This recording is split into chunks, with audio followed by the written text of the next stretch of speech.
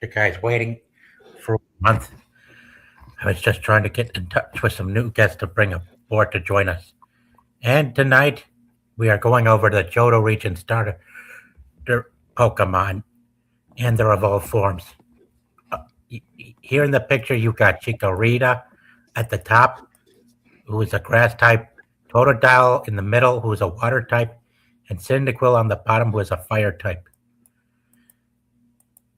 Yep. See? The second generation. Oh yeah, the second generation. Yep. Generation 2. Yep. Yep, and these are their evolved forms right here. Wow. And wow. Man, this is hard to do. Here we go. This features their evolved forms right here. We'll be sure to go over each of them as we move along. Okay. Yeah. Yeah, much like Generation 1, Generation 2 has its own 3 starter Pokemon, and they each have their own evolved forms. What's up, Double A? What's up, Double A? And Multi stopped by to say hi. Yep. Now we can begin. Yep.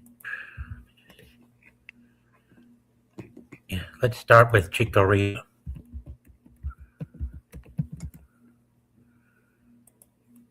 Let me just get the screen up and let's get this rolling. Here we are. Chikorita, a grass-type Pokemon introduced in Generation 2. National number is 0152. It's a grass type.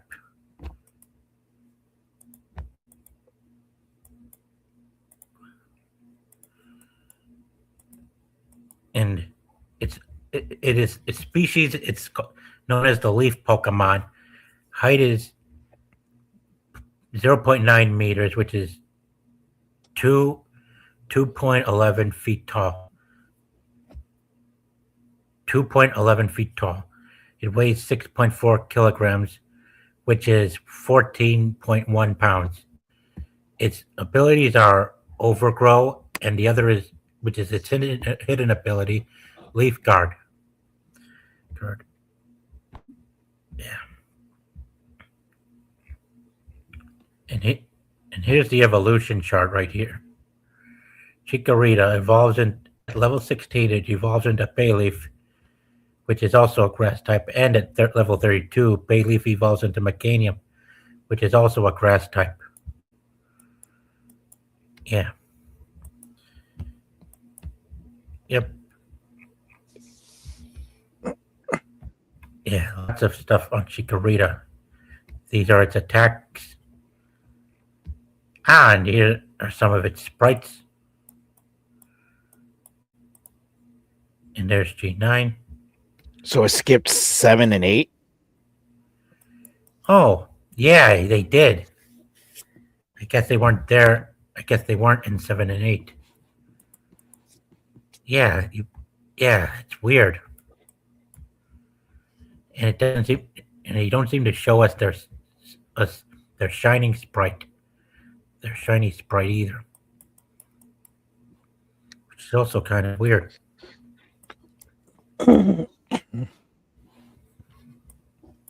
So Chikorita is a grass type only, not a poison, dual poison like Bulbasaur was then? Correct. Bulbasaur was part poison because of what seeds carry inside them that is kind of liquidy and stuff. And not just whether or not they're poison or something, but much of what Venusaur represents in the real world is kind of probably something related to Japan or something that is poisonous out in the dry regions.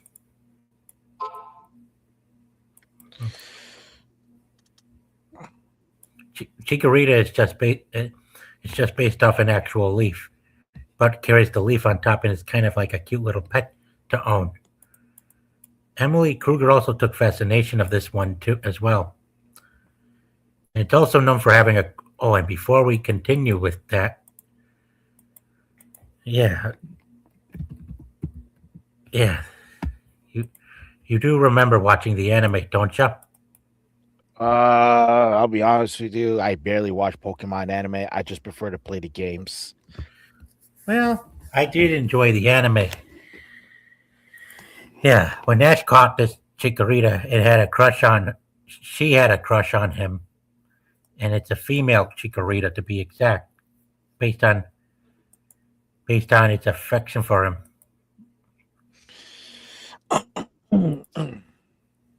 Chikorita was more like a healing type, more like a healing type, right? Like a healing type grass Pokemon.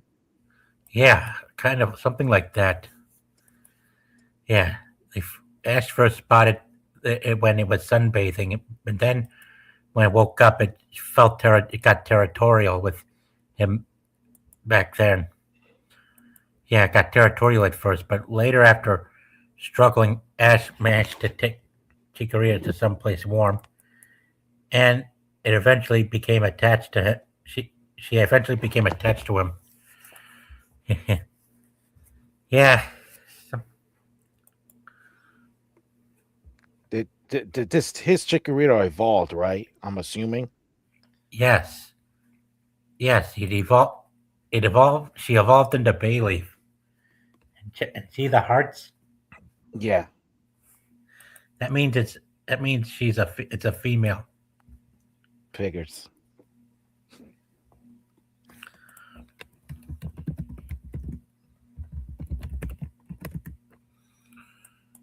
Yeah. Oh, and speaking of Bayleaf, it's time to check out the statistics on Bayleaf. Here, but first, oh, Chikorita's name origin: flowering plant. Ida, Spanish suffix for small, small, small flowering plant. Part Spanish. Who knew? And now let's go to Bayleaf. Grass type, also known as the leaf Pokemon. Its height is 1.2 meters, which is 3.11 feet tall. Its weight is 15.8 kilograms and 34.8 pounds. Ability is Overgrow, and its hidden ability is Leaf Guard. You evolve it from Chikorita at level 16. Basically the same as the Bulbasaur line. Yeah, very much. Indeed.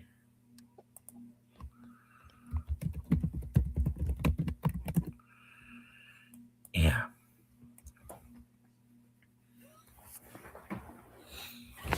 Yep.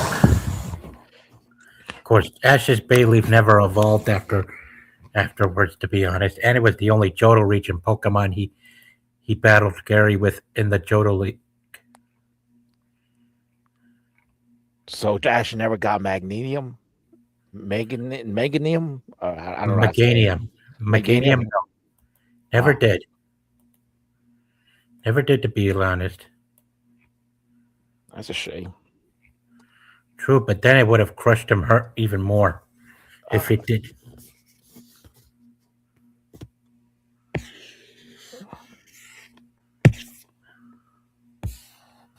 Yeah, much like Chikorita, Bayleaf doesn't seem to show up in Generations 7 and 8.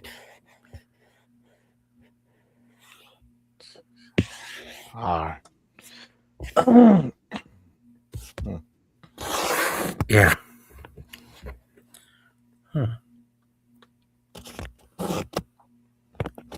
Huh. King Styles responding on Discord.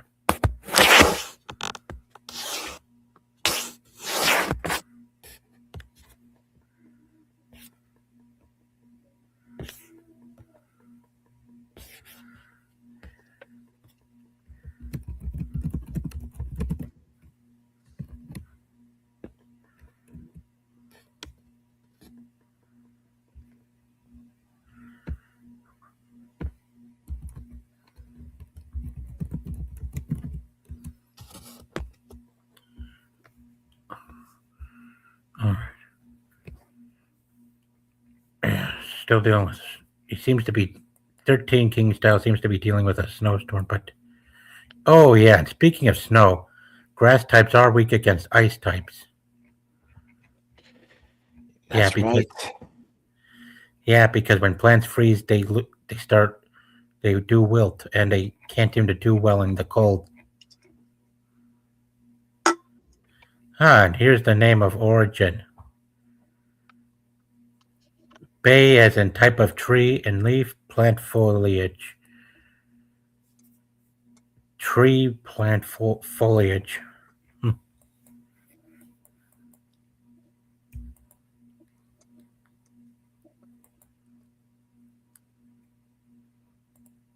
Okay, let's continue.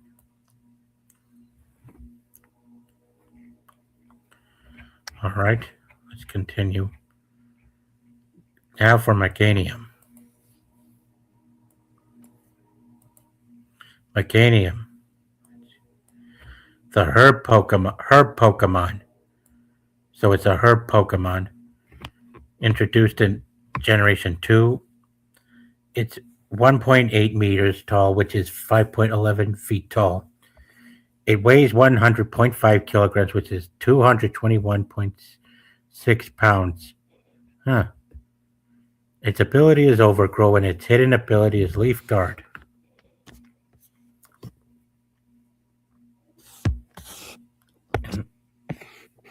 Yeah.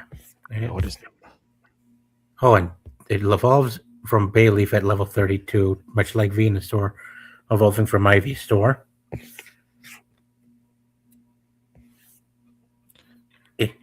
And much like Chikorita and Bayleaf, Meganium does not appear in Generation 7 and 8 as well, since it's the evolved form. What are the stats? Oh, the stats. Oh, they're right over here. So defense and special defense are both 100, both the same, and they're the highest. Yeah. Hey there, It's Tim. Hey, if I dip out here and there, sorry, it's the weather over here. It's pretty bad. So Sorry about that. Yeah. We were just Yeah. we're right now here on Meganium studying its base stats before we head up to the next to Cyndaquil. yeah, So basically, it's a defensive Pokemon. Yeah, both its defense and special defenses are equally matched, while its HP and speed are equally matched. The only two that aren't equally matched are its special attack and basic attack stats. And its total is 525 minimum to maximum. Well, there you have it. Yep. And now we come to Cyndaquil, a fire type, also known as the Fire Mouse Pokemon as its species, which is 0.5 meters tall, which is 1.8 feet tall. It weighs 7.9 kilograms, which is 17.4 pounds. Ability is Blaze. Fire Flash is its hidden ability. And here we come to the base stats. Its HP is 39. Attack is 52. Defense is 43. Special attack is 60. Special defense is 50. And its speed is 65, which is its highest within its own stats. And its total is 309 minimum to maximum. Oh, and look down here. Now this is much different from Chikorita's evolution set. Oh, and check this out. And while Cyndaquil evolves into Quilava usually at level 14, but in Legends Arceus it evolves into Quilava at level 17. Interesting. I see they made some change, a slight change to the level it evolves at. What are your thoughts on that? 17. It's only an act and legends, right? Yeah. That's not really surprised they gave it a new form.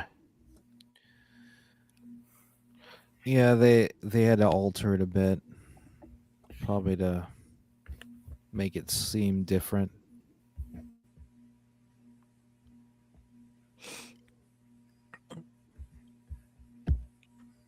Mm-hmm. Yep. But then again, you got to get different variations to make more money in real life, right? Mm-hmm. Yep. That's right.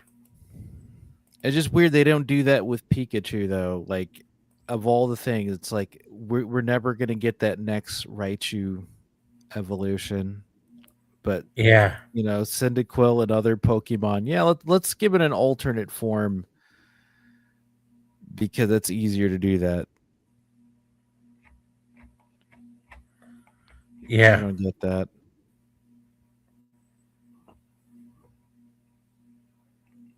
Mm-hmm. Yep. And for Quilava, it evolves into Typhlosion at level 36, which is also a fire type. But while its evolution in Arceus is the same as most games, the difference though is Typhlosion in Legends Arceus has a Hisuian form, which it makes it part ghost type, and its flyer is more Will-O-Wispy than normal, which is quite unique too. I mean, you've got to give them credit for the. You gotta give them credit where credit is due for being original with showing some originality in certain spots.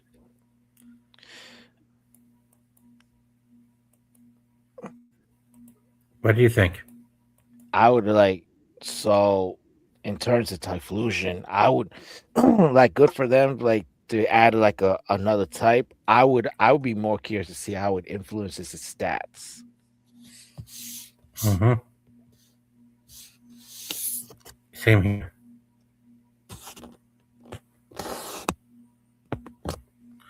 Yeah, but unlike Chikorita, Cyndaquil appears to have does seem in its evolved forms do show up in Generation 8, most likely through Legends Arceus. Yeah, I'm assuming that's the case because I know for a fact Sword and Shield. I remember back then, Game Freak didn't include all Pokemon because I forgot the reason, but they didn't include the entire Pokemon, and I know they got a lot of flack for that. And this was on the Switch. Yeah, definitely. Yeah, yeah, and here's its name origin. Cinder as in glowing ashes, and quill, sharp feather, and needle. Huh. Flaming needle. That's it. That's clever. Now let's go to Quilava, which a fire type from Generation 2, but also known as the Volcano Pokemon. Well, it Its makes height is, sense. The lava name, and obviously it's from volcanic ash. So yeah. Species is Volcano Pokemon. Its height is 0.9 meters, which is 2.11 feet tall. It weighs 19 kilograms, which is 14.9 pounds. Its ability is Blaze, and its hidden ability is Flash Fire. Here, its base stats are 58 HP, 64 attack, 58 defense, 80 special attack, special defense 65, and speed 80, equally matching up with that of special attack. And its total is 405, minimum to maximum. And here's the evolution chart as we already seen out of Cyndaquil's page. And here we see the Gen 8 version of Quilava right here, which we all know is from Legends Arceus.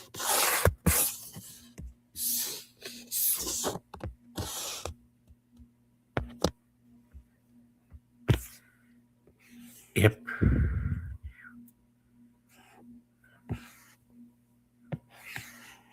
Huh. Yeah. And here is its name origin. Sharp feather needle for quill, and lava, magma that flows out of a volcano. Huh. Interesting. Now let's go to Typhlosion. Also the volcano Pokemon, which has a Hisuian form introduced in Legends Arceus. It's 1.7 meters tall, which is 5.7 meters tall. It weighs 79.5 kilograms, which is 175.3 pounds. Its abilities Blaze and hidden ability Flash Fire. Base stats. HP is 78, attack is 84, defense 78, special attack 109, which is the highest of these actual stats. Special defense is 85, and the speed is 100, and the total is 534 minimum or maximum.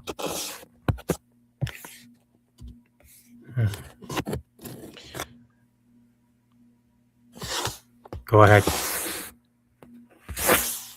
That's a lot. Sure is. Definitely a lot.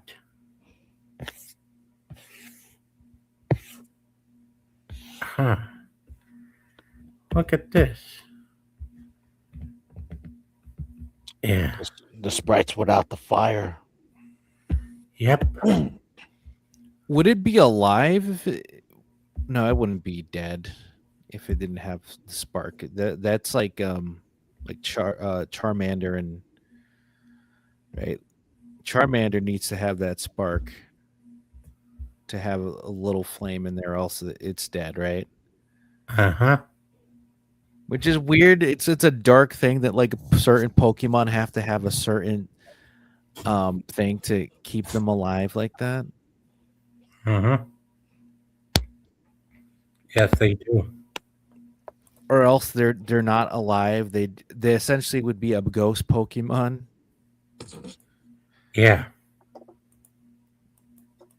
Which is pretty dark if you think about that. Like, yeah, if a certain fire type doesn't have a fire spark on them, they're not alive anymore.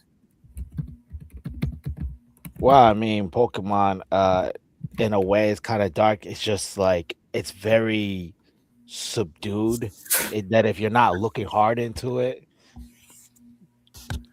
well, Yep. yeah. Look at like in a good example. Look at in the anime of Pokemon, right? They eat hamburgers and stuff, right? But there's no regular cows. What do you think they eat? They're Melting. eating Toros and milk tank burgers, right? And steaks. Yeah. That's what they're eating. Though in in early versions of the anime, the first ones, they did show like regular ferrets and fish and stuff. It's like they kind of retcon that. Yeah. Hey, Multi.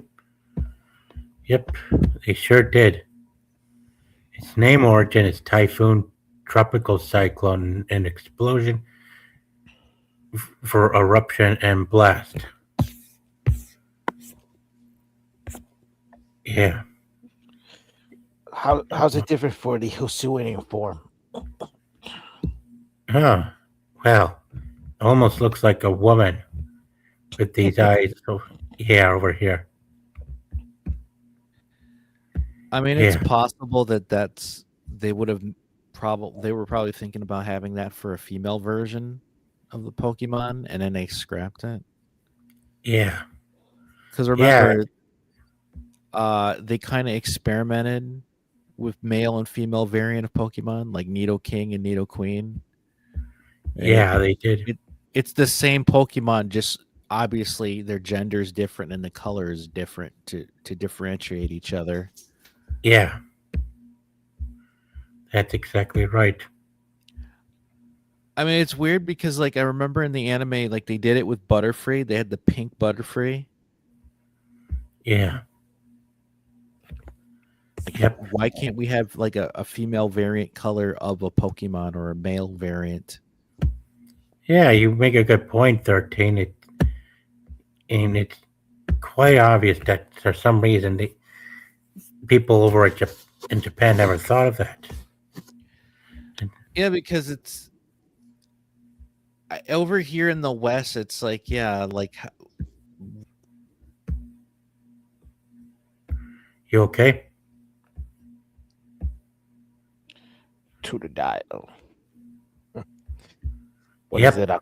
It's a crocodile, right? yeah, it's a yeah, yeah. It's literally a crocodile. Yeah, water type. Big jaw Pokemon. 0.6 meters tall, which is 2 feet tall.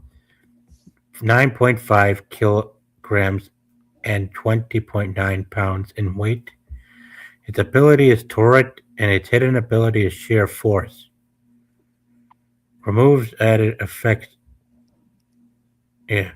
Sheer Force removes added effects to increase move damage. Huh. That's cool. Its HP is 50. Its attack is 65. Its defense is 64. Its special attack is 44. Special defense 48. And speed is 43, which makes up the total of. And the total is 304, 314 minimum to maximum. And here you got the evolution chart where it evolves into Crocodile at level 18, and at level 30 it evolves into Feraligatr. Ah, Multi said, Chomper from Land Before Time. Yeah, that's a good comparison. Yeah, he's right.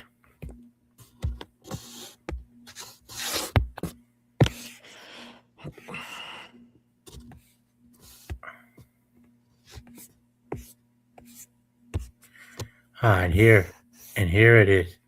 Much like Chikorita, Totodile and its evolved forms are absent from generations 7 and 8. And, and here it's got its shiny sprite is green. Yeah, it's a green. Yeah, Totodile and it's kind of green, I think. Yeah, it's a starter from New Bark Town. And it's a name origin. Cot is small child and crocodile is species of reptile. Ch- child crocodile. Huh, quite inventive. Yeah, very, very clever. They didn't have a trainer that was literally the Totodile Hunter as a parody of the Crocodile Hunter. Yeah, yeah. Next up, we come to Crocodile, which is also the big jaw Pokemon. It's 1.1 meters tall, which is 3.7 feet tall. It weighs 25 kilograms, which is 55.1 pounds. Its ability is Torrent, and much like Totodile, its hidden ability is Sheer Force. Oh, oops, sorry. Oh. Yeah, that's right. It's all good. Yeah. Its HP is 65. Attack and defense are 80. Its special attack is 59. Special defense 63. And speed is 58. The total is 405 minimum to maximum.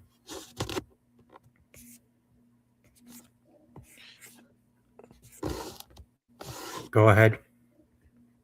No, I was gonna say does this show in Gen 7 and 8? Nope, it Nope. doesn't. Nope. No, it's not. Much like Totodile, it's not.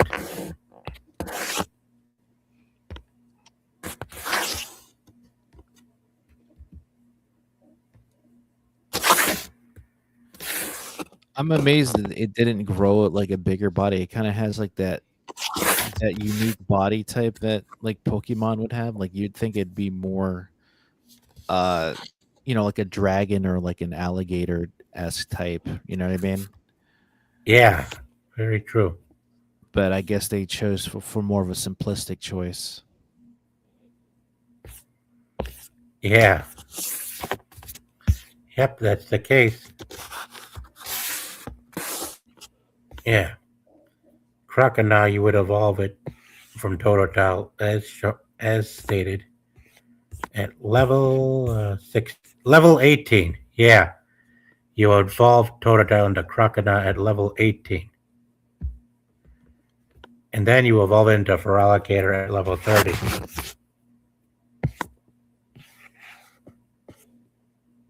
And here its name of origin is crocodile, and gnaw means to chew on. Crocodile chewing on.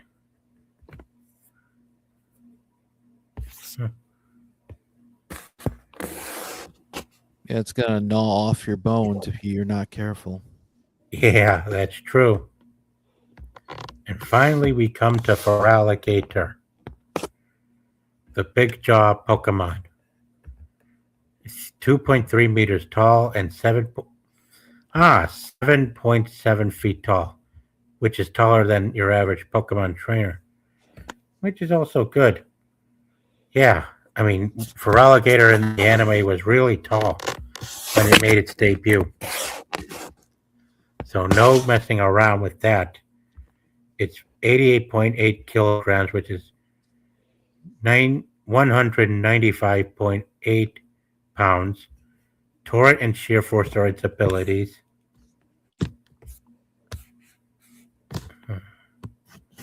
Here's some additional artwork of the Pokemon.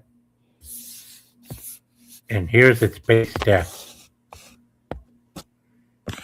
Its HP is 85, attack is 105, defense is 100, special attack 79, special defense 83, and its speed is 78. The total is 530, minimum to maximum. So it's basically a mixture of both. So some same the defense is same as magnesium, but its attack is like close to Typhlosion, basically. Yeah, Mm. yeah, good point. Yeah, it has powerful jaws, which are capable of tearing its victims apart. Huh. And it has a shiny turquoise form. Yeah, Ash never evolved his Totodile anyway. Ah, Philip Morgan. Welcome back. You're just in Hi. time, too. Sorry, I'm a little late. I just saw your message right then. Ah, not a problem. Yeah. So what do you think of Feraligatr? I've actually never seen this Pokemon at all. Yeah. Yeah, I lost track of Pokemon a long time ago. Yeah. Here's its name origin. Feral means menacing, ferocious, and alligator, species of reptile. Huh, very good. Yeah, you gotta give it credit to the Japanese as well. It He makes me sure think knew of how to. Godzilla. Huh? It makes me think of Godzilla with that picture right there. Like Oh the baby yeah, I can Godzilla. see. Yeah, Feraligatr is official artwork. Yeah, I like it. It's vicious. me too. Yeah, big jaw indeed. A blue alligator, which are definitely common in places like Louisiana. Hmm.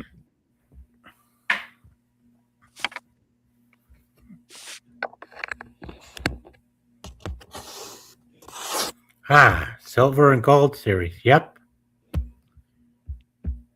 Yeah. Yeah. Meantime, I'm gonna I'm gonna put up a screen for you guys to show. Hang on, guys. I'm gonna put up a screen to show to show everyone the starter Pokemon and their evolved forms. Okay. I'm gonna I'm gonna I'm gonna take a I'm gonna take a quick break for a moment because I Okay. got it. Yeah.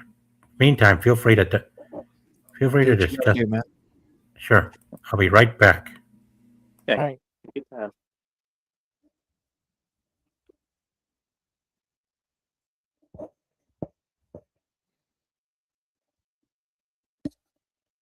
Hello.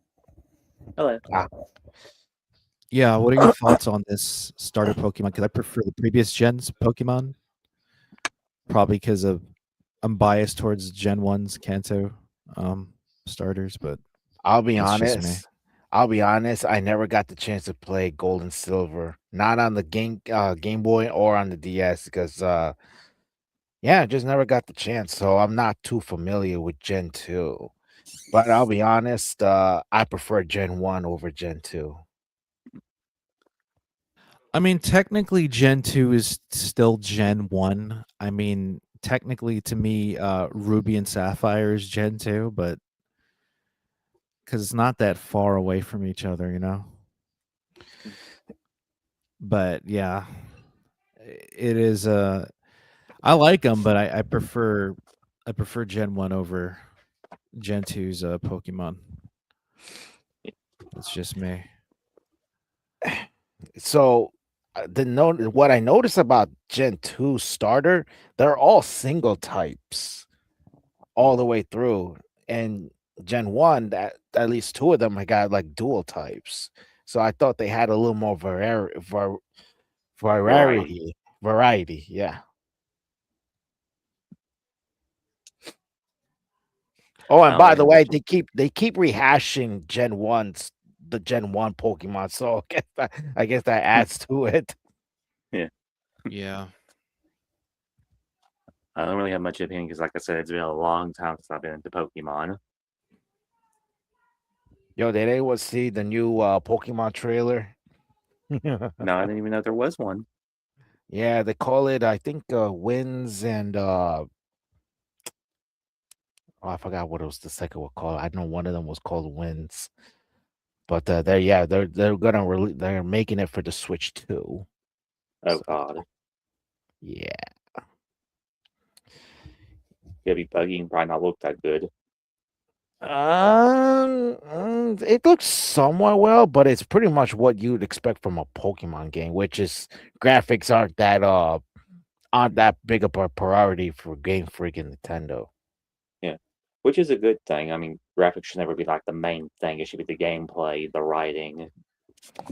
It shouldn't, but I'm tired of Pokemon being lazy with no Mhm. voice acting since Pokemon Coliseum. I'm sorry. Like no, I understand if this was like the 90s and it was handheld, you had limitations, but it's like come on, this is 2020. It's like 30 years ago. Yeah, That's okay. Now it's like can we actually have some voice acting in the games? You make a good point. Like I did it, play, I did yeah, play go ahead. Coliseum. Yeah, because Coliseum, the announcer doing the voiceover, that's the only thing that really was voice acting in the games. Mhm.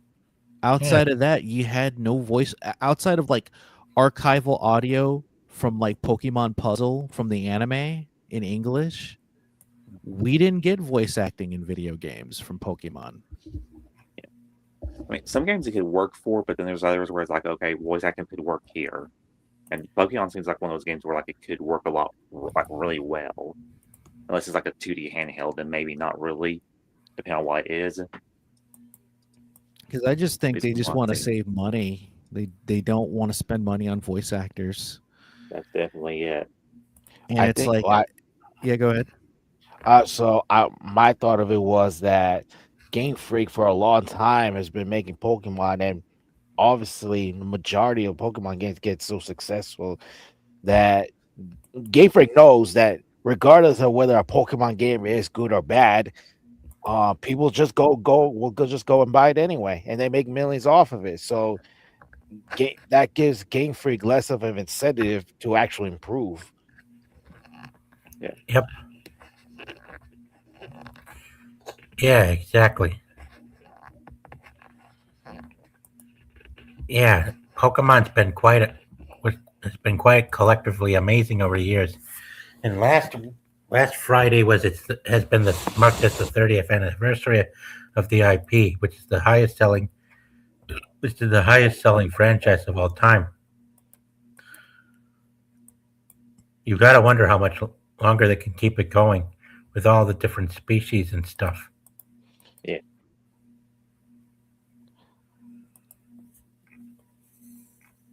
As I'll just say, as long as people go and buy those games, they're just gonna keep on going, regardless of whether they have new ideas or not. Yep. Because of course, there's Exactly. those people out there who are just going to be always like their simps. Who will just do it no matter what. Yeah, 90s was booming. Mm-hmm. It was quite the year IPs for children but were at their peak and stuff. While much of what's PG-13 was peak in the 2000s era. Mm-hmm. For me, it was like the late 90s, early 2000s log on to Pokemon. Yeah. It used to come on before I went to school. Yeah, that too. Yeah, and they really do a good job coming up with some ideas for Pokemon, as well as giving them shiny sprite forms. Yeah. Which was introduced in Gen 2, by the way, if I can recall. Because in Gen 1, it was all just the same. Plain color, well, in Pokemon, Pokemon Yellow introduced color to the games, but Generation 2, Gold and Silver, they introduced the shiny forms of each Pokemon.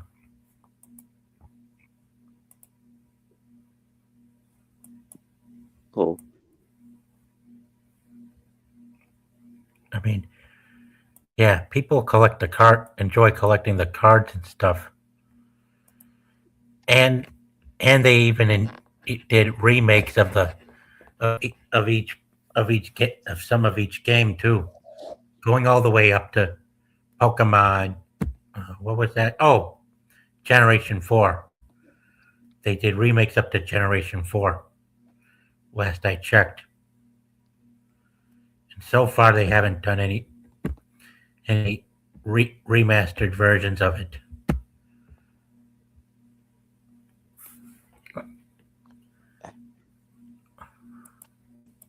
Wow, I guess so. You're saying they stopped at Diamond and Pearl for remasters, you basically? Yeah, that as far as I can recall, Dragon Master, that's pretty much the tipping point to where remasters were done. And after that, you've got Pokemon Pikachu and Eevee versions based off Generation 1 games.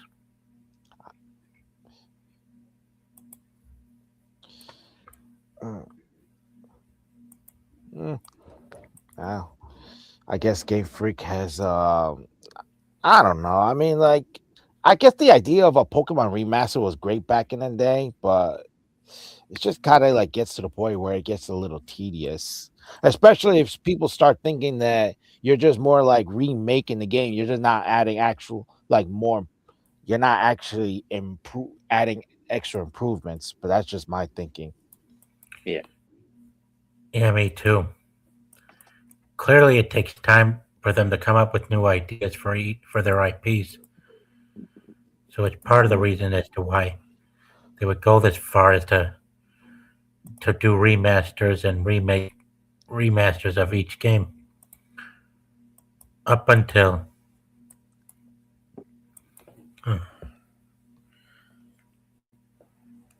up until they needed to until they're short staffed or something like that.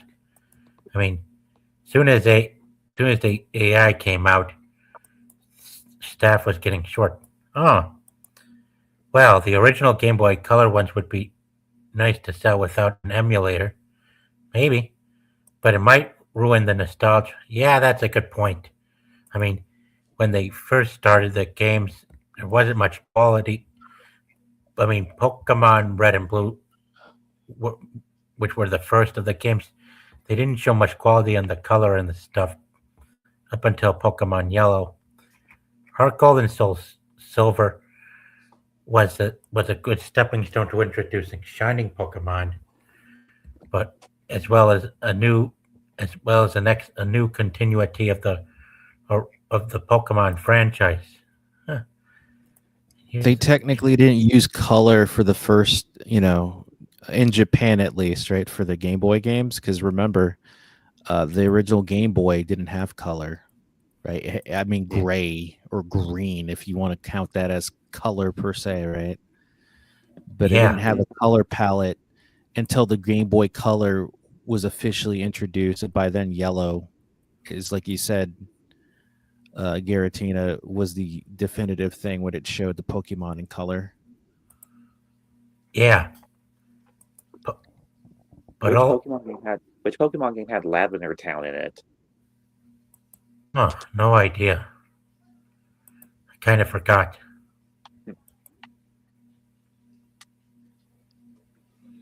Because I've heard all about that particular town in the game. Yeah. Oh, and there wasn't much movement in the game, even in the games, until we came to Pokemon Crystal. I mean, Pokemon Crystal is where where Pokemon in battle were able to start moving. Yeah, and I can remember that quite well. To put it frankly.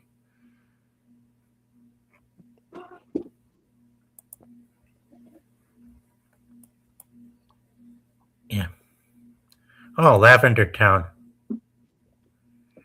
Are you sure about that, Multi? Because last I checked, Lavender Town did not have a boss, unless you're referring to unless you're referring to Lava Ridge Town.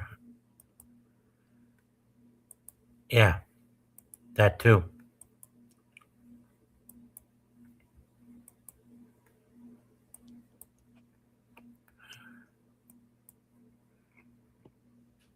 I just found out recently that Growlithe was supposed to be a legendary Pokemon, and then they retconned it. Who? Growlithe. Oh, Growlithe. Oh, yeah. Oh. Yeah. That's a good point, Multi. I mean, some of our memories do get rusty the longer we forget to do things.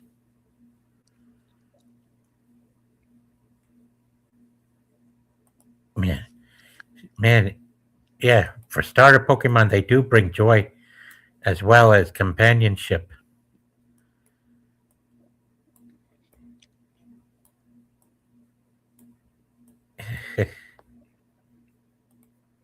And it's quite fun too. The more to find and learn about, the more fun it is to explore. It's kind of hard to tell how much longer they could keep going on. I'd be surprised if they can keep this up for more than another 30 years straight, which would be a total of 60.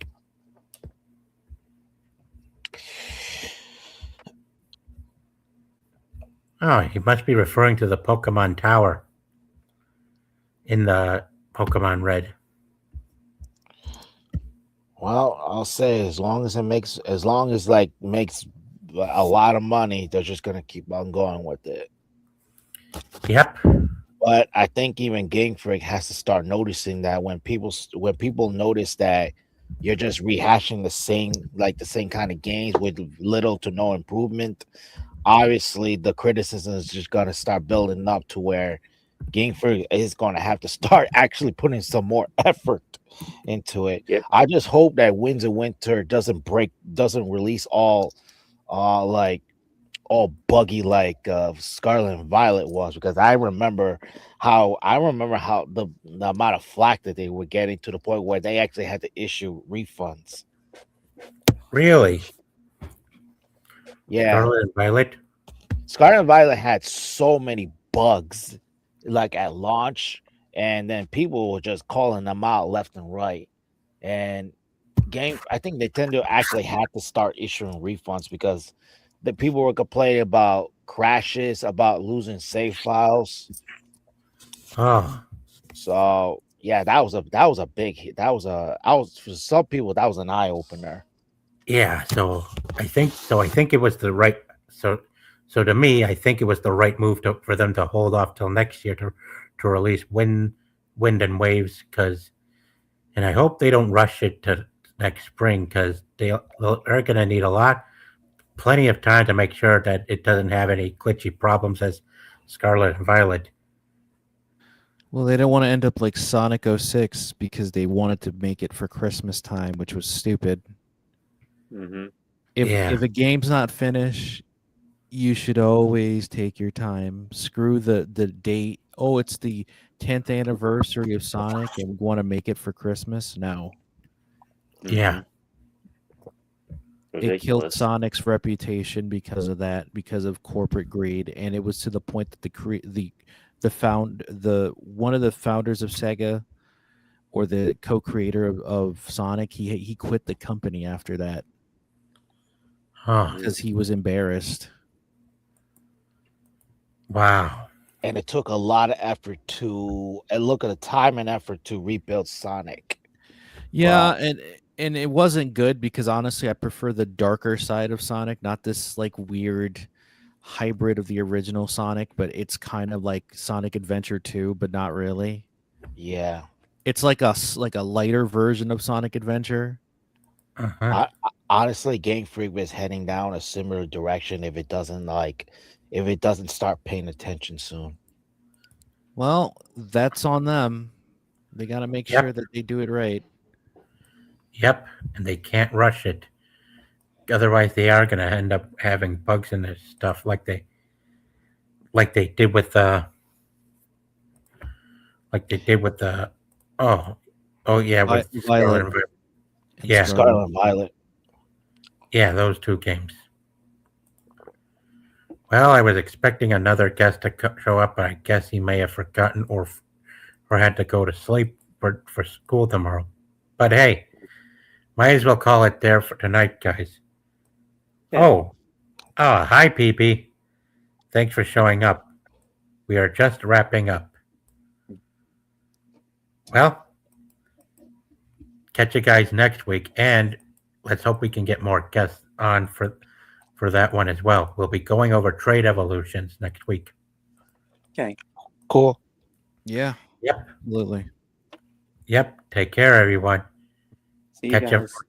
Catch you for tomorrow's stream on Robinhood and the following week. Peace out. Take care, guys.